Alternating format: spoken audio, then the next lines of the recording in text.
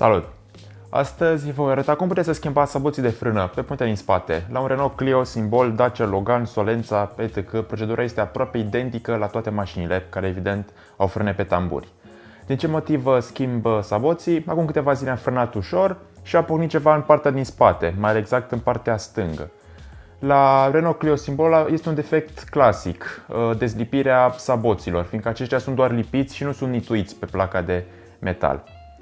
Când am desfăcut în partea stângă, din păcate nu am găsit o ruptură și am găsit foarte multă mizerie, care probabil a dus și la blocarea sabotului, deoarece când dădeam cu spatele, acesta sărea destul de tare, parcă era pe suspensii pneumatice mașina. Un lucru destul de important este să identificăm corect sistemul de frânare pe spate.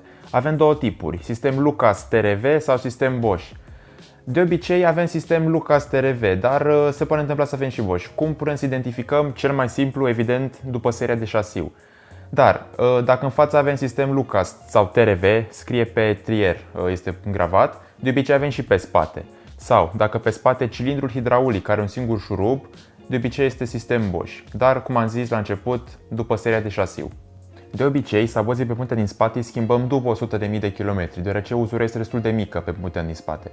La mine este un caz puțin diferit, îi schimb pe la 80.000 din cauza problemei, cum am zis la început. Dacă rulajul este mare, recomand să pregătiți și niște cilindri hidraulici de frânare, fiindcă cilindrii care se află acum este posibil să prezinte scurgeri de lichid de frână. La mine nu era cazul, am cumpărat doar saboți și am înlocuit și accesoriile, adică arcurile și sistemele de montare ale saboților. Folosind șurubelnița și un mic ciocan, vom scoate capacul care protejează piulița.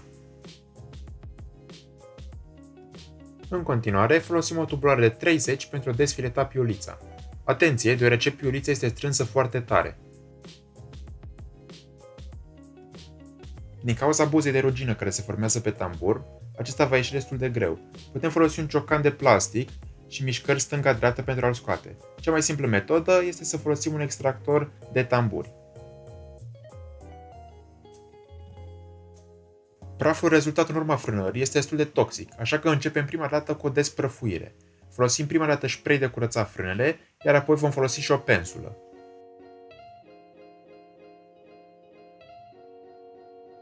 În spatele talerului ținem contră cu degetul pe pinii de fixare, iar folosind un patent rotim discurile. Astfel, eliberăm saboții.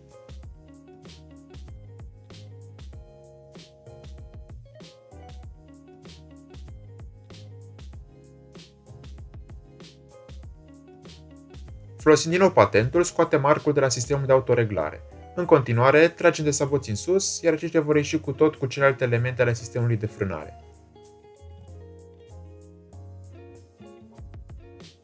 Folosim patentul sau chiar mâna, comprimăm arcul de la cablul frânei de mână și extragem sabotul. Folosind o perie de sârmă și spray de frâne, vom curăța bine talerul. Trebuie să avem grijă la cilindrul de frână și eventual la senzorul ABS.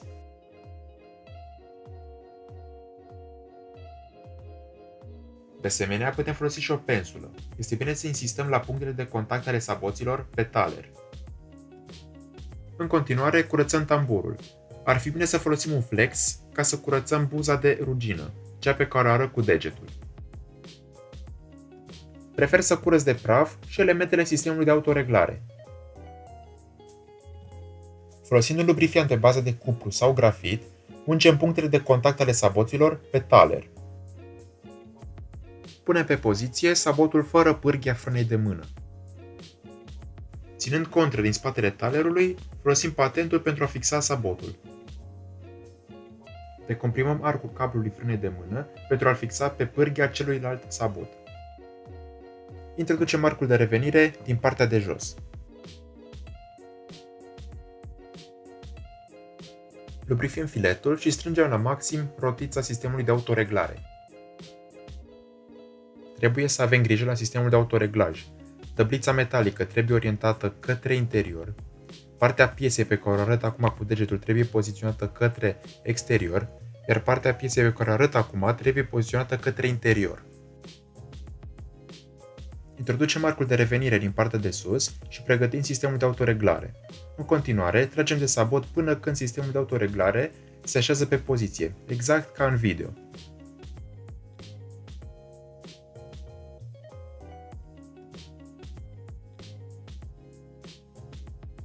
Folosim patentul pentru a fixa sabotul, în timp ce ținem contră cu degetul din spatele talerului.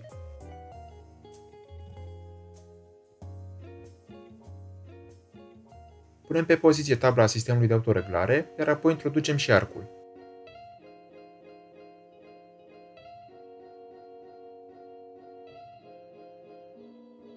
Pentru a ne asigura că nu au rămas lubrifianți pe saboți, îi curățăm cu spray de frâne.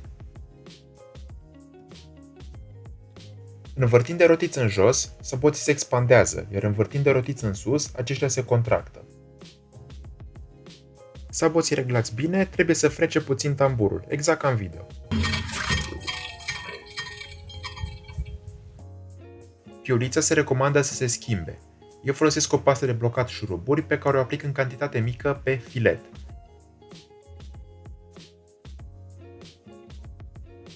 În continuare, strângem piulița la cuplu. Cuplul este de 175 de Nm. La final, punem la loc capacul de protecție. În concluzie, pot spune că sistemul de frânare s-a îmbunătățit foarte mult. La frâna de mână, înainte o trăgeam până în tavan și de-abia bloca roțile pe partea din spate. Acum o trag 3 clicuri, are cursa foarte scurtă, mult mai scurtă ca înainte și blochează roțile aproape instant. Deci este extrem de eficientă frâna de mână. După aceea, frâna hidraulică sau frâna de picior, cum se spune, la fel, este foarte eficientă. Începe să frâneze de cum ating pedala de frână. Înainte o călcam mai mult și atunci începea să frâneze. Acum este la fel ca frâna de mână, foarte eficientă. Recomandarea mea este să verificați periodic frânele din spate și chiar să le desprăfuiți. Până data viitoare, nu uitați să vă abonați, vă mulțumesc pentru vizionare și vă doresc doar drumuri bune!